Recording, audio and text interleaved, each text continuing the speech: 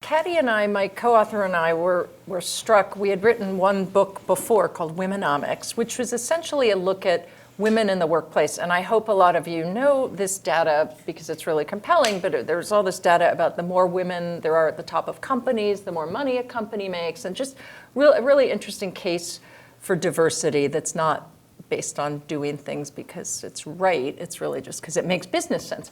So that's what we were writing about, but we were doing all these interviews with women who were incredibly successful, probably like a lot of you in this room, and certainly looked successful to us and confident, and they would say things to us like, well, I'm about to get a promotion, but I don't think I'm qualified, or my bosses want me to try this, I don't know that I'm ready, or even talk about feeling like an imposter, which was something we all are familiar with, but we were so struck by that because I think Katie and I both have felt frequently that we're not confident or failures but we thought, what about, this is crazy, these women are so successful. And so we started digging into that to see whether there was data behind it. And essentially we found there is a lot of data to support the notion that there's a confidence gap between men and women, especially at work, right? Not as much in our social lives or in our family lives or lives with friends.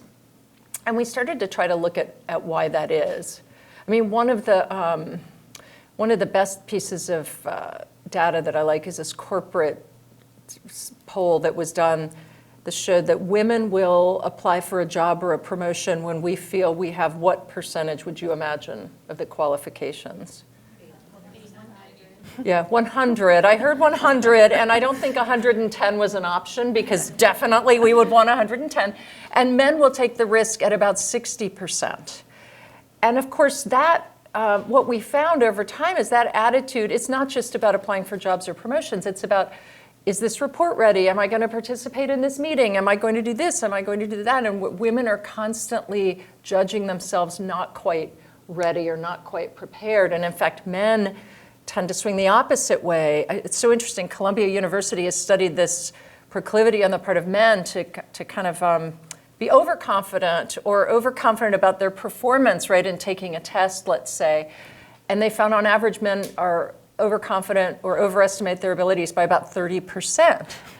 But what's interesting about that too is they call that honest overconfidence, right? So it's not, I think for a lot of years I thought that's just bravado, right? These men are just faking it. They're not faking it, right? They really do have that, I see that with my son. They have that ability to assess themselves differently. And I think what we ultimately found is that matters at work. Confidence actually matters in terms of success. There's a professor who's been studying this out at Berkeley, confidence versus competence. And he's found that in many cases, confidence trumps competence in terms of being valuable for traditional success, which we found sort of appalling. But we realized this is a skill women need to build.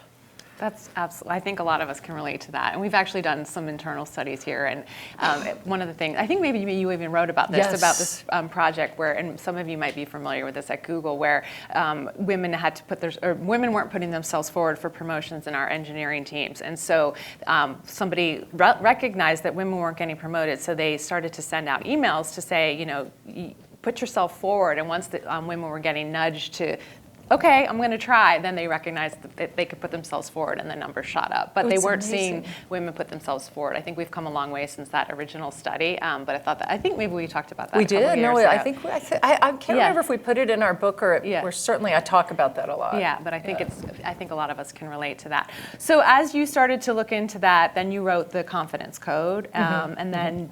Do you want to just talk a little bit about how that evolved and thinking about people coming up to you about their children? Well, so we wrote the confidence code, which really seemed to strike a chord with a lot of women. And the other thing I will say about confidence, just so we all understand the formula, because in the book for adults, we got a little obsessive about the science, the biology, where does it come from? How do we get it? Do men have a confidence gene that women don't have? We were sort of all of these questions about origin questions, and men don't in fact have a confidence gene that we don't have, which is nice to know. But But confidence is partly genetic, which we thought was really weird. And we tested our genes for the genes they know about now to see whether we had them. We don't. Caddy and I are both basket cases in terms of confidence genes. But it's only partly genetic, right? And the bulk of our confidence we build throughout the course of our lives. And this is so important for women, right? So confidence isn't about feeling good or feeling that we're valuable or how we feel about ourselves. Confidence heavily involves action. So confidence is what turns our thoughts into action. And that's important because I think we often get stuck in the thinking part of that, and we say, oh, I don't know, I'm going to think and overthink that and not act. But what we also found is the creation of confidence, it's really a virtuous circle. You build more confidence when you take that risk and you act. And maybe you fail, maybe you struggle, maybe you work through the process, but you master something. That's the way you build more confidence. So when women don't act, they're not stockpiling more confidence, right? So that we thought was pretty critical. And what we realized is happening with girls is, and we got pretty obsessed also with girls and young women, because we're like, gosh, they excel at school. They just beat the pants off boys right now at school, right? It's really people who are worried about education are worrying more about boys than girls.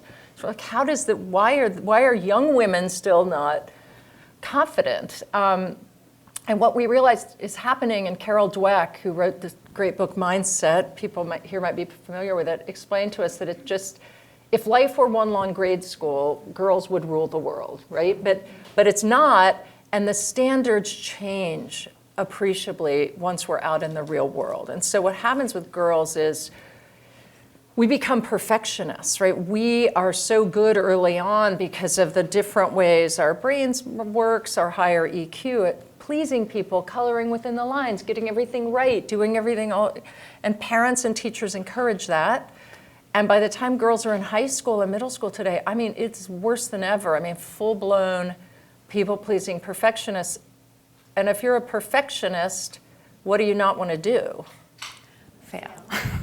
But that's way too scary to take risks if you're a perfectionist, right? You want to stay in your lane, do what you're already good at. And so boys still, from an early age, and forgive me because you'll see that this is a positive as I'm talking about you men in the room, I mean, they fail all over the place typically from an early age, right? They just do it more naturally, and they learn it doesn't matter that much, right? Which is a powerful lesson to learn. Girls aren't really learning that as much, and then you hit the workplace, and that's what you need to be able to do is take risks and fail. It's almost as though somebody we educate girls in this system, and then it's like, oh, and by the way, we're gonna require something completely different of you right now. So what we found, and a little bit of the data we had was that the drop for confidence for girls seems to happen about puberty. And between that and then what we would hear from parents who were talking to us a lot as we would give speeches about, yeah, this is all great for me, but what can I do for my daughter? I see this is crazy, what's going on with my daughter? We just thought we wanted to dive in and really take a harder look at what's happening with girls and see if we could just help a bit. And are there some practical things that all of us can think about first of all, who are parents and how we conduct ourselves at home and how we react to things that happen in our own lives? Do you have some tips on that? Yes. So if you think about what you most want your daughters to do, and it's hard to do because all of this pressure about school and grades and it's all out there, right? But you do want your kids to build resilience and confidence while they're still at home with you. And that necessarily involves struggle and failure. So I think the most important thing, and it's actually kind of liberating as a parent, because you can suddenly say, oh, as your child is striking out the 5th time in a row at bat or whatever it is, and you think, oh my God, this is horrible, and you have to realize, actually, if I can help him through this is going to be a great life experience. So I would say the overarching tip is look for ways you can encourage your daughters to step outside of their comfort zones and do things they're really not good at. and get comfortable being uncomfortable. And that's going to be different for every girl, right? I mean, my daughter's loves athletics. She's a tomboy. I thought when we started working on this, I thought, oh, well, that won't be Della. She'll be immune to this stuff because she's kind of sporty. She's still a perfectionist. Oh, I'm never going to try out for the debate team. I'm too scared, or I don't want to stand on the stage to do this. And, it's just, so you have to look for opportunities where you can say, try it. The result doesn't matter. Really kind of give, make them feel they have a safe environment, but look for areas where they might be able to do things where failure's okay and they see that they can work through it. And do you think about how you might react to things that happen in your workday and talk about that and just? Well, so I think for mothers especially, the most important thing we can do is be good role models. And I mean, especially for all of you, because it's too late for me, I screwed up and it's like all over. But please, it's not too late for you. But we want to model that we struggle too, and that we have failures and we have things that are hard to deal with, and have those discussions with them and say, oh, my editor who's here, I remember distinctly talking to Della at one point saying, I got notes back from my editor. I'm not going to want to go through them. There are things she doesn't like, or, I'm going to have to really deal with this. And then I sort of having her listen and talk through, but that's okay. I think overall she likes the book, and some of these changes are going to make sense. And I kind of open them up to some of that stuff that we deal with that's hard. I mean, we sort of don't, it's not our natural inclination to want to do that. But if they see that their parent is trying all the time to be perfect, and then that's really not, that's not great role modeling for them. And I would also say, so we did a lot of polling for this book because we wanted more data.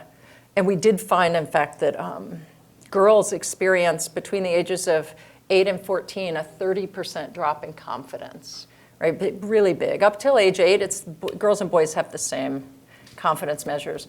But the other thing we found is that fathers are better at recognizing a lack of confidence in their daughters than mothers are.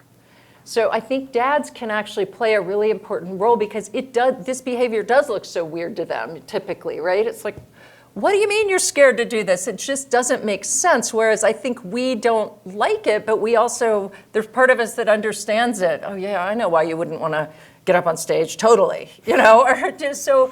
I think fathers can That's a good point. Can do a lot too. And then you also looked at social media. Yes, we did look at social media.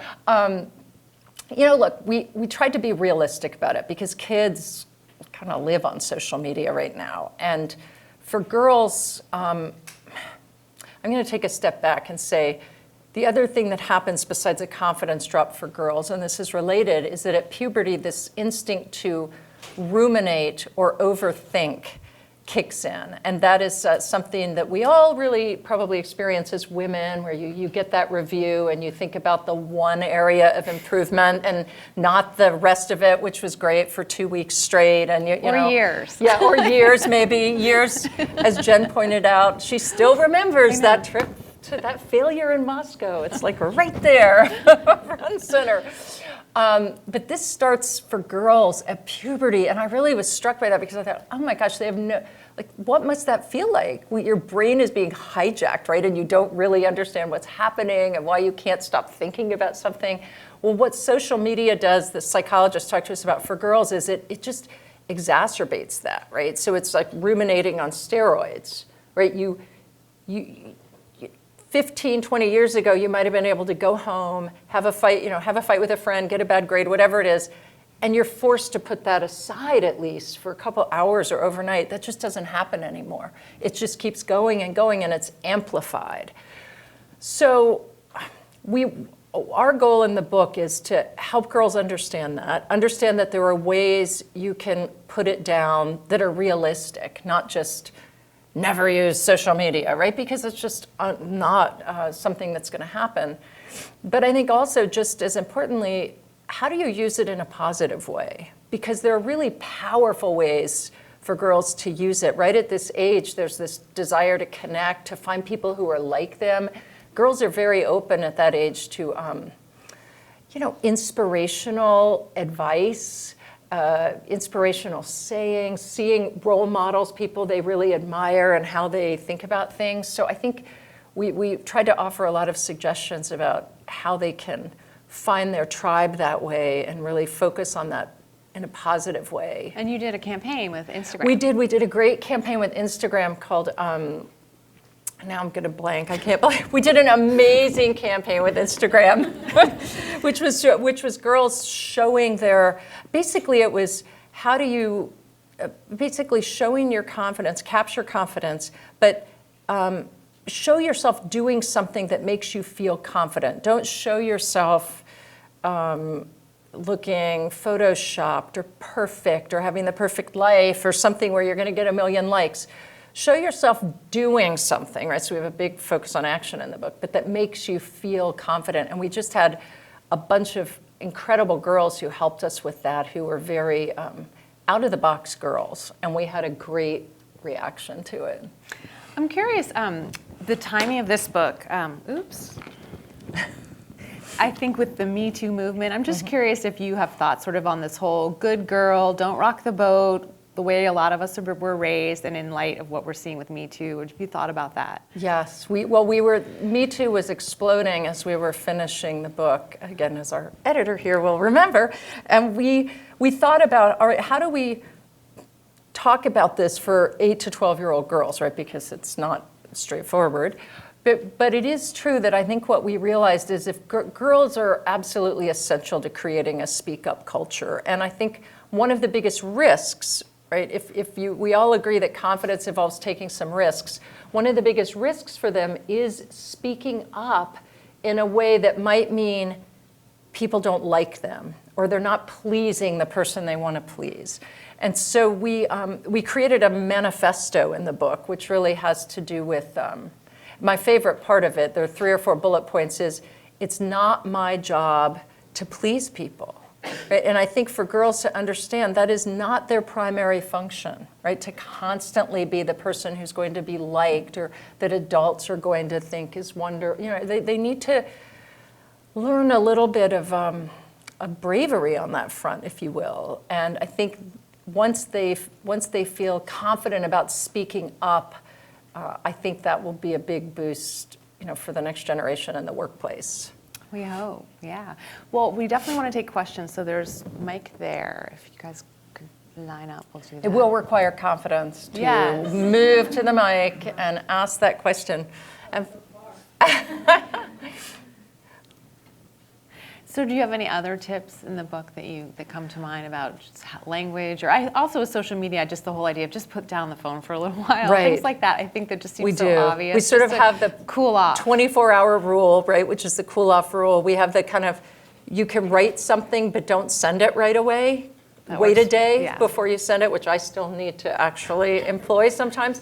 I think, one of my favorite rules really is to, we call it, I guess it's not really get out of your comfort zone. I guess it's really the rule of almost giving yourself a time out, which is when you have something scary happen to you or you're processing a failure and you're starting to ruminate and everything, and this is the same for adults as well as kids, you have to get your brain away from that for a little bit, right? You literally can't process anything when your fear center or your amygdala is on high alert. So we talk about changing the channel, and essentially that means, watch a TV show, take a run, eat some ice cream, kind of let yourself get to a different place, read a book, and then you can get back in and look at things. But I think especially for girls to understand, I have some control over what's happening inside, and here's how. So we have kind of a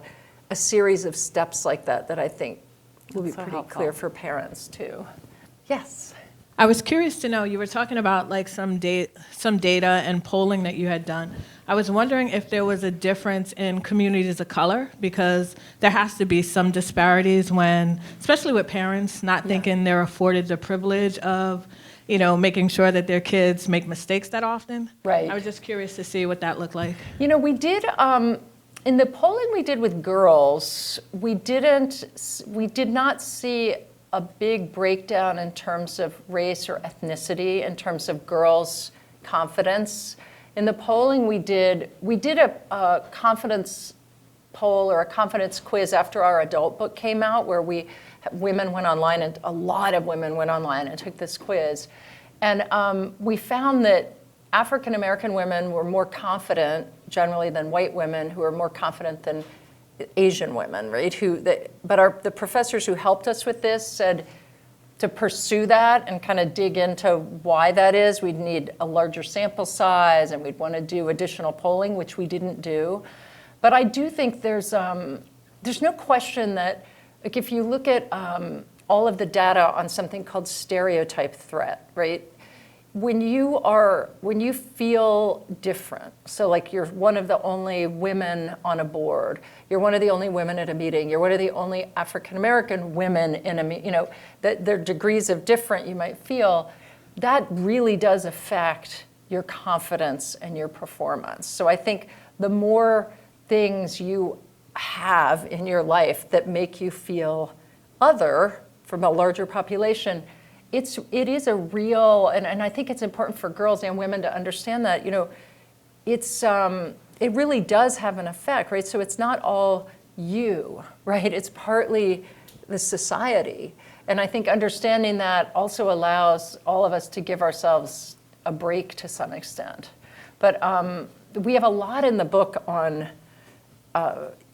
girls who feel different for a variety of reasons, whether it's race, whether it's their religion, whether it's being transgender, whether it's, and so because that, you're absolutely right. I think that's an extra burden to trying to be fully confident, and it's riskier in a lot of ways. Yes. Hi, I have a 1-year-old daughter, Rose, and Rose has 2 daddies. And you mentioned that fathers have an important role to play in kind of recognizing a lack of confidence situation. But I also heard you say that mothers kind of maybe have more empathy or more understanding of how a girl might feel. And I was wondering, other than surrounding her with strong female role models, do you have any tips or anecdotes about ways to essentially bridge that empathy gap? And I should say, and I usually say this at the beginning of every speech, so we are all on a spectrum, right? So not every woman is going to be more empathetic. Not every man is going to be more narrow focused. Not every woman. So when, I talk in generalities because generally speaking, those things are often true. But it doesn't mean that men aren't going to be empathetic. I mean, there's really interesting data also that shows that men who are the primary caregivers and spend an enormous amount of time around their children actually do experience hormonal changes and really a real difference in sort of the EQ factor. So I think a lot of it probably has to do with proximity to some extent. But I don't think, I think that just helping girls understand that they can be heard is important. And I think, again, you're right about the role models. Let them see people who are like them, but not so, one psychologist said to us, and this is why in the book, we have some real girls at the end of each chapter who've done some amazing things, but we specifically chose not to focus on a lot of girls like, say, Malala, or, girls who are just extraordinary, right, but who probably are going to seem far away from what most girls, the way they might think about themselves. So I think trying to find role models who are accessible for them and who've done things that are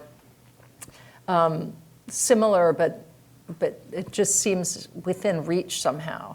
But my sense is you're not going to have, if you're paying attention to your daughter, I don't think you're going to have an empathy problem. I wouldn't worry about that.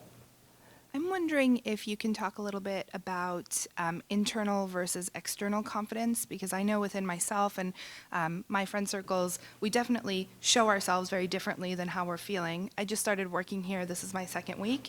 And the Yay! So that's confident. Thank you.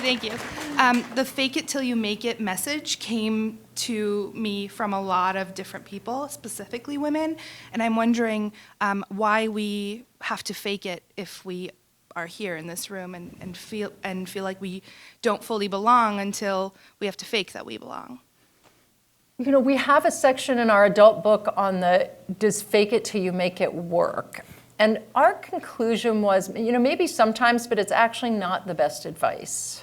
So I will counter what you have heard from other people. Because first of all, women are saddled already with constantly feeling like we're frauds and imposters and faking it. And so just adding another layer onto that and saying, okay, now I'm going to be someone else again. And but I think what fake it till you make it gets at is that if you think back to that,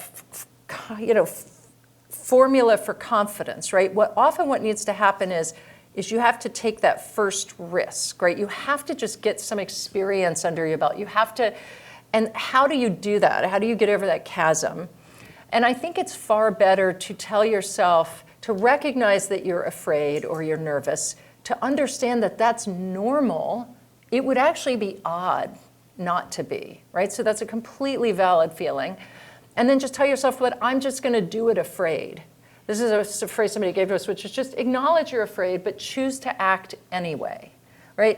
And I also think that I don't work here, so I don't fully know the culture. But what I've seen as I speak in a variety of different corporate settings now is it's so different than it was even 5 years ago or 10 years ago. I think people are open to more honest conversations about how you're feeling, what are your struggles, I'm nervous, I'm not, I've got my kids, I'm worried about this. I mean, I remember there was a woman who was a mentor for me at ABC who at one point said, well, but part of the problem is, this other person, right, she doesn't talk about her kids, and you maybe just have to not do that. And I looked at her, I said, I'm literally incapable of doing that. I can't do that. I just kind of talk about this stuff all the time. And I think we're past that point where you have to pretend to be something. I think it's all right to be vulnerable, let people in, and you can still be extremely competent and successful. And actually probably relate to people a little bit better. And be more authentic. Yes. We actually did a presentation at TGIF a couple of years ago where we talked about imposter syndrome in the company, and something like 95% of all Googlers experience it. So a lot of us are feeling the same thing. I don't belong here, and it's pretty common. Well, especially I'm sure at a company like Google where it's just got this kind of name, and you think, wow, why am I here? But I would say let authenticity trump this sort of feeling of trying to be something you're not. And congratulations on the job. Yes.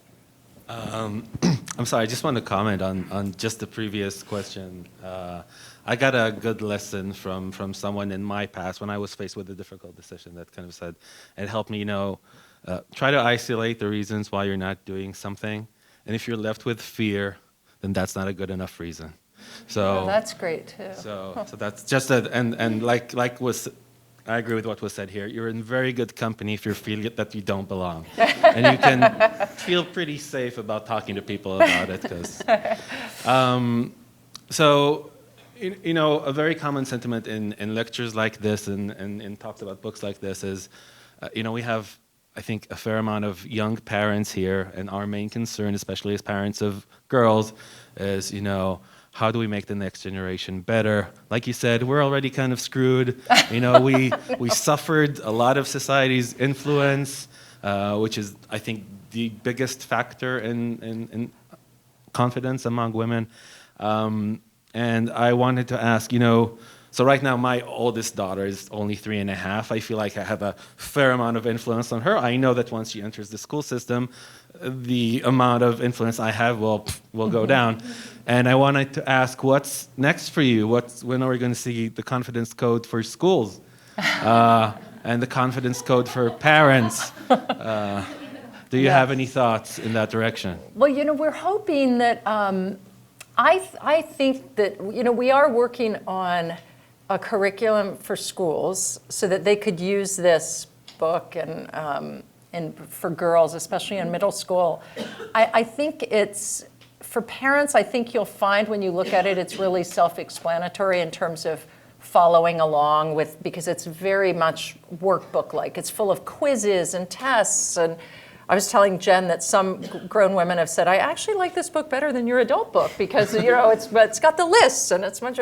So I think we hope for parents it will be fairly easy, but that is just one of those, it's really hard to see your kids face all these other influences. But I think you have to, as a parent, realize that the more you can get out of the way and let them experience things and experience problems and issues and failures and encourage them through that, the better off they're going to be. So and sooner rather than later, because it's like you want it to happen while you're around and you're there. You don't want to wait for all that stuff to happen. Well, I think that's a good point, right? The more you can help your daughter, before she hits middle school, get used to doing some failing. I like to think of it that you're going to inoculate her.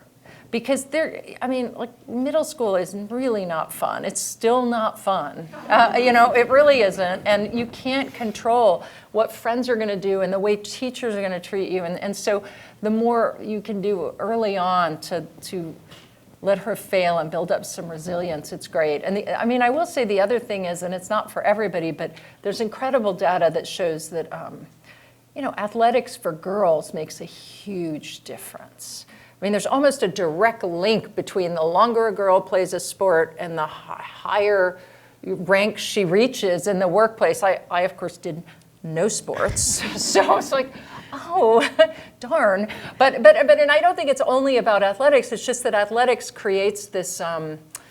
It's really a ready-made forum in which girls can lose and fail over and over again, and they have no choice, right? They just have to get out there and do it. And that might be also a debate team or trying out for a play, or it's just the, the athletics that are there and you don't have to think about it as much. Thank you. But thank you for your question. So just a little backstory. I was raised by a single mom, and she worked in finance pretty much my entire life. And she was often one of the only women in a situation. And she's a very confident woman, and in turn, I've been raised to be very confident. But then I have definitely, in times, been called a bitch. I've been called domineering. I've been told that I'm pushy. And how do you basically teach girls that it's okay to be confident without, in turn, receiving that kind of feedback? One thing I say, especially honestly to young women, and I think with girls, it's important to start early with that conversation, but I think I really love talking to young women today because they're so much more focused on all of these issues than I ever was, right? And they ask a lot of questions, but there's also still this sense of like, I want to navigate things perfectly, right? How can I avoid these issues? So to some extent, you won't totally avoid it, right? And I think what we as women have to understand is there have to be a number of women who are willing to be labeled pushy or a bitch or whatever it is, so that we can finally broaden this box of behavior that women have been kind of confined in. So I try to encourage people to kind of gird for that battle a little bit and realize, okay, yeah, this is bad for you, but it's really good for everybody else what you're doing. But I do think again, this piece for girls, if the earlier we can help them understand that they don't need to worry about being liked all of the time. I remember a therapist once told me, I was really worried about some work issue, and I said, I'm worried I'm going to seem really mean. And he's like, Claire, I don't even know what you could do in order to sound, and I think for most of us, we can, the world is not going to hate women, right? We're not in danger of heading over to that dark side. So I think that the more we can encourage girls to understand they don't have to have everybody pleased all the time, it will become more normal, right? You're straightforward, I'm sure, ambitious, leadership-like behavior will be viewed that way, right? Instead of, wow, she's pushy. Yeah. But thank you for doing that. So I have a 9-year-old daughter, and she's been exhibiting a little bit more, like less fear of doing something at school that she would fail at, but fear of like physical things like an elevator or like going over a bridge or something like that. And did you notice that? Is that part of this for young girls? You know, I think what it tends to happen at puberty is that there's this, and forgive me for like doctors or scientists in the room because I'm really shorthanding this, but what happens with our brains and with the influx of estrogen is we're just even so much more aware, right? There's this hyper awareness that happens of people's expressions, what we see, you know, around a room, what it might feel like to realize, oh, where I'm in the elevator. Like we're just this like puberty is really an exceptional period that way.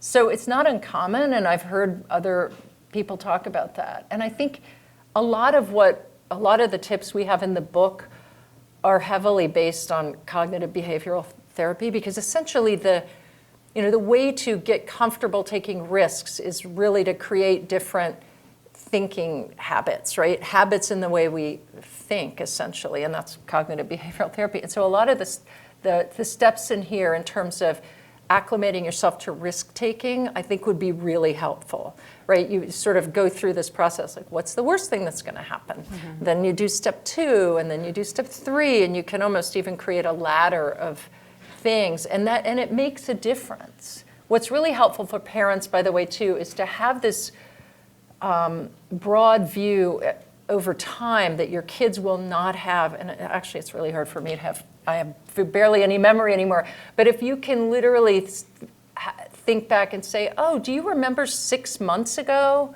how you were afraid to do X, and look at what you've done now, and sometimes tie some of those things together. That's really, really powerful. Thanks for being here. So I'm curious, it seems like when we have a lot of these conversations, we talk about how to provide women with traits that are traditionally more male or masculine. And I'm wondering whether you, in the course of your research, saw the other side of that. People talking about tips for boys, for men, and then generally, it seems from my point of view like we're not having that conversation as much, and you don't see books on the shelves about that, right. And why that is maybe, and if you think we should have that conversation too. You know, I do think, honestly, especially in the wake of MeToo, I think we could use a book for boys. I could use one instead of having these really awkward conversations with my 16-year-old son about, you know, wait, what do you think you're going to kiss her? Wait, well, you know, like talk about all this. It's real. I'm like, I need a book.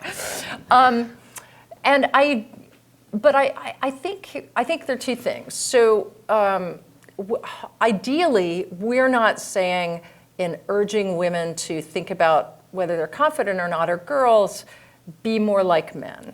And so we try to be very explicit about that actually in both books. I think it's really important for girls to feel as confident as they are competent, right? So we got into this issue with a scientist who studies confidence in rats at Cold Spring Harbor. I didn't know there were confident and non-confident rats, but there are.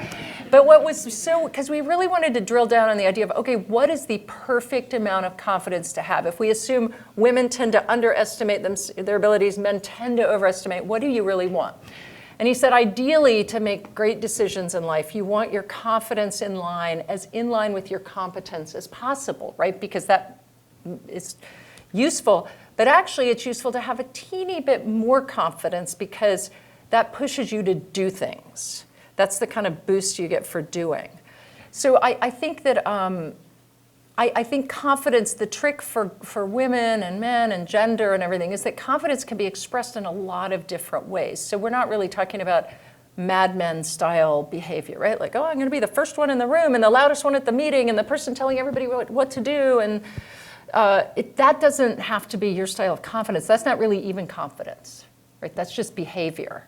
And it is behavior we've come to accept as confident behavior because generally speaking, that's the kind of behavior exhibited by the people who created the workplace, right? And so there is something to the fact that the workplace was created with men in mind.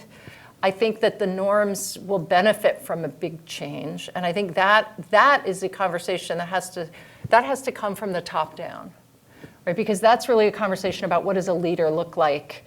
Are we really being inclusive about everybody's leadership qualities? Are we recognizing that leadership qualities, women bring very different skills to the table, But we will never bring those skills to the table if we're not willing to say, I deserve a promotion, right? So to me, that's not a male or female asset. That's actually just, I recognize that I'm qualified and competent.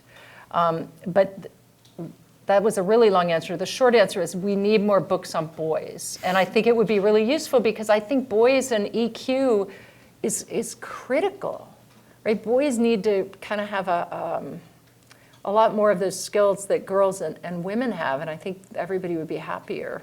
Yeah, I think when you're talking about bringing your whole self to work and not being afraid to talk about what's going on with your family, I think Right. that those are some of the things that everybody can learn from. Yes, yeah, exactly. Speaking of boys and men, hello. It was exactly what I wanted to ask, actually. Oh, good. I have a girl and a boy, and I think my girl will definitely enjoy the book, but I can't show it to my boy, you know. So yeah, if it at least was called the Confidence Code, maybe I could give it to him. Right. But do you think that, is your boy, do you feel like he's confident or lacks In confidence? some areas he is, but Yeah. I see so many things where he's afraid to take the risk, and that he Yes. could benefit from it as well. Yes. Well, I think you should read the book, and it will definitely help you with both genders, because I will. I have one of each, and it was super helpful. So Yeah, I think it is useful. I mean, look, I've had a lot of men come up and say, look, we all overthink. We're all scared of risks. We're all, we feel this way too. And of course, men feel this way. I think the biggest difference is that men typically don't go on to be perfectionists, right? Who spend like a lot of wasted time on things when they could. And also, I've had a couple of men say, I get scared, I get nervous, I don't want to take the risk, but I act anyway. But there's still this propensity, this push to act that men often have, and that then results in learning. But I think, again, talk to that woman right there, and I'm kidding. We're looking, for a book for boys. Think about that. Thank you. Hi, thank you. I have a seventh grader, a girl, and I think what you said really resonated. When she was young, she was fearless. Like she ran for class president and lost to a boy, but she was like gung-ho. But now she's changed. I mean, I think she definitely, her peer group of girls are like really into looks, really into beauty. She's like, looking at the mirror all the time, looking for shopping stuff. So I feel like her peer group now is kind of like influencing her away from being fearless, like trying new things. Any advice? And she's on the phone all the time, like iPhone all the time, talking to her friends, chatting. So any tips about how to steer her away from a peer group of other girls who maybe also like not exhibiting confidence and just focusing on looks and Yeah, it's hard because especially when they get to be that age, right? Their friends matter to them so much more than their parents, and almost everything we say is suspect, right? I can't, my 13-year-old daughter is just really, really difficult. She's not going to be watching this, is she? This is going to be awful. But I think that what you can do as a parent is talk a lot about the things that are valuable, like the fact that it's okay to stand out, right? It's okay to be different. Look for people who might be interesting role models for her and who are exhibiting some of this breaking out of the pack behavior, right? Or a focus less on, we really try in the book to get into this focus, don't focus as much on what you look like, focus on what you're doing, right? Judge yourself by what you're doing. And for girls, I think that's very powerful. But for you as the parent, you have to find the right messenger because you're probably not the right messenger. So you have to be really subtle about it. And maybe the book is something to use and talk about, but maybe, there are a lot of great things on YouTube. They're great sort of inspirational channels people have created that talk a lot about failure, right, and being fearless for girls. The other thing that you can really, I think, get middle school girls hooked on is get them mad about something and get them to kind of feel this passion about something, whether it's animal welfare or the fact that their favorite sporting goods store doesn't stock women's basketball shoes, which got my daughter in a rage, and then tie that to what do you want to do about it? Right, so that if you can find ways where they get engaged, and girls and women especially have this drive often to be focused on issues that are bigger than themselves, missions, causes, and they can feel more naturally confident diving into that stuff. So maybe look for something like that you can get her engaged in. I love that. Good luck. Hi. I have a 9-year-old daughter as well, and in some ways a total risk taker. I mean, she's the first one to go off the zip line and the, whatever. She's super comfortable with risk in that way. The piece that I find really interesting, though, sort of as a weird paradox to me, is she's very, very uncomfortable with being embarrassed in front of people. Right. And so she does play a sport where she plays softball, and just even last week, she was destroyed because she didn't get a hit the whole game. And I tried to do it's okay, even the best players, even the pros don't get, all the usual stuff, right? So I guess my question is, is there certain language, is there certain ways to talk? I mean, God forbid I try to, give the pep talk about failing, and you didn't fail because you got up and you bat and you tried and whatever. Right. It's not effective. No, that really pisses them off, right? That's like never going to work. It makes it so much worse. I mean, total shutdown, no conversation to the point where she, wants to quit and doesn't want to play again next weekend. So I'm just wondering, how do you, is there different language to use? Maybe it's a different time. Don't say it in the moment. I don't know. I'm just wondering what's the right way in to get a more receptive person? I'm not the world's biggest expert on sports conversations. I found it incredibly painful with my kids. I was like, oh my God, because I felt like I internalize everything they're feeling, and I feel it 5 times more than they do. So it's, I'm not a great passive parent. But what I've see is that with this or anything else, like, you just have to think about your job as being as calm and unemotional about it as possible. The more emotional they are, the less you are. And it's really hard to do. And you almost have to treat it like, that really was, that must not have felt good. You kind of don't try to do the opposite. Oh, it'll be better next time, but just say, yep, I hear you. And in a lot of ways, what we found talking to cognitive therapists and people, you cannot process. She's not going to be able to, she has to go through, when kids are upset, they have to go through that, I'm really upset, I'm grieving, my fear center is firing, and you need to think about, how do I get her brain to get out of that zone? Because when it's out of that zone later, the next day, she can then, like, oh, look at this video, and you can talk about, this other softball player who failed 100 times, like, a day or two later.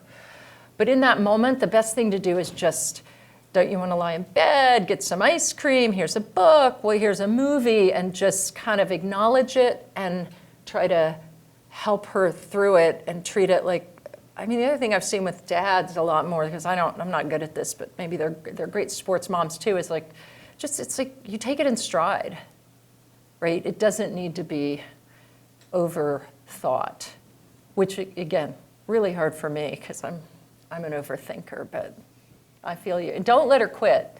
You talked about overthinking, but you also talked about, in your book, about over-preparing, and you talked about women, and I definitely observed that when I was in TV, that the women anchors would over-prepare, and the men, and I did research for both genders, and I see that in the workplace here as well. I'm just wondering what you saw in the research about the over-preparing and what that was about. Over-preparing, I find I can really relate to, because that's, being a perfectionist, a people pleaser, an over-preparer, I realize now, once we started studying confidence, what a waste of time that has been. And I think that's what bugs me. It's not that I didn't have a great job in journalism, or I've written a book, but it's just more like, wow, I could have been doing even more, and I wouldn't have been quite as stressed out about it. And I actually found, I had somebody go back, I don't know if I told you this story, but I was so curious about the over-preparation, because I spent a couple years doing on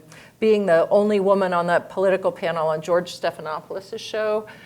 And I thought, God, I think the guys are speaking a lot more than I am. And I always thought that every week. I think they're going on longer. I feel like I'm just cutting, but I wasn't sure. We went back and measured a year's worth of shows, and I had talked 30% less. And I was constantly over-prepared. You know, I would prepare this way and that way and just make sure. But then I didn't want to stray off of what I had prepared. I felt like, well, no, I know these things, but I'm not going to jump in with an additional comment because I might not be right, and I might, you know, and it's so limiting. So did you do the research after you were on? Were you still on the show when you did the research? No, Okay. I did it as we were writing the book. I that's got all the fascinating. transcripts, and I know it was really sort of surprising. But Christine Lagarde said that to us too. Yeah. She said that that was a kind of shocking moment for us. We had a great dinner with her. She's an incredibly confident woman, but she even said, I think one of the ways I lack confidence is I over-prepare. I never want to be caught off guard. I prepare upside down and inside out. And Angela Merkel and I have talked about this a lot, how we both over-prepare. And we're like, what? Okay, so we're in good company. Yeah, we're in good company, but it doesn't mean it's a great use of our time. So have you experimented with maybe just leaning back a little and not doing that? Definitely. Okay. I created rules for myself about, when I was still doing a lot more Good Morning America, which pieces were just, okay, this piece I'm going to spend 2 hours on. I would literally have to give myself a limit. Because especially working for Good Morning America, I could potentially work all night, right? I literally could work all night on something and often wanted to, but then I'd have my whole team working all night and people weren't that happy and I was really tired the next day. So I had to kind of create little rules. We do that a lot in our office. Do you? Yeah, you just, yes, we could all work here all night and you will never finish all your work. But at Yeah. a certain point, is it really worth it to Yeah. keep doing that? So I think we have one more, yay. Okay. This will be our last I was question. like, might as well. Okay. So this might not be confidence for girls, but I'm going to ask Yeah. anyway. So my mother raised me to be very confident and more confident than she was as a child. So I was just wondering, when you grow up that way and then you start being hyper aware of like the lack of confidence other women are giving young girls, or you were giving yourself after you like reflected, like now that you're older, how do you go back and talk to the older women about it and their lack of confidence and like how they are perpetuating that cycle, especially like your grandma or your mom, and having that conversation with the older women that were in your life without making them feel like, oh, you messed me up or anything like that, like without being disrespectful. And then also a second part to that is like seeing other young girls in your family being raised that way and then trying to stop it but not disrespecting their parents also. So like I guess it's like a two-part question. Yeah, that is so tricky. We'll hand them the book. Say, I came upon it so you don't have to take the blame, right? I think that is, that's one area, especially with family members. I say, you know, don't worry about being liked.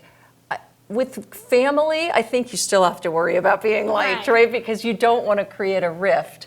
But I think it's maybe the way to do it is to just talk about the new research that's out there. And it's so interesting that, in fact, it's really important to encourage girls to fail. Who knew? You know, and isn't this great? And, you know, and try to bring them along and make them see that it was their idea. Because I think it is hard to revisit parenting. I'm really dreading this moment with my kids, by the way, right? When they come to me and they're like, what did you do to me? We just have to say we tried our best. Yeah, we tried our best. But I think if you started as a discussion about, I mean, and that's one thing we've been really focused on in both of these books is that, you know, there's a lot of data about this, right? We focused on the data and the science because I think for a lot of people, although my daughter's like, if I hear you use the word research one more time, I'm going to kill you. Is this some of your crazy research, Mom? So, but you know, most people will understand that that there's meaning to it, right? If there's some science behind it and some data, and I think that can take the sting out of it. It's not just judgment. Thank you. Great question, sure. Thank you so much, Claire. My There's pleasure. a lot, and the book is great. I highly recommend it. Thank you so much. Thank you. My pleasure.